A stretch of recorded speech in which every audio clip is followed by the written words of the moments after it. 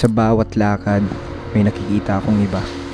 Iba ang forma, iba ang galaw, iba ang dating. May tahimik, may matapang, may simpleng tingin, pero grabe ang dating.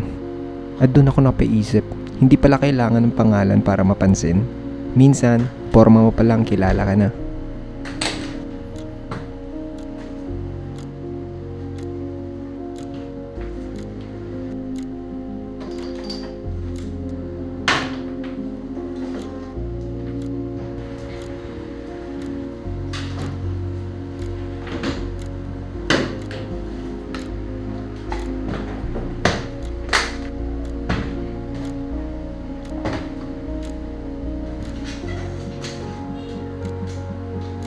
May mga taong kapag nakita mo sa daan, mapapalingon ka.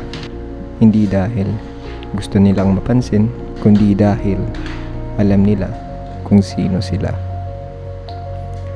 Sa forma nila, sa kilos nila, sa paraan na pagdala nila ng sarili nila. Parang may kwento silang hindi kailangan sabihin.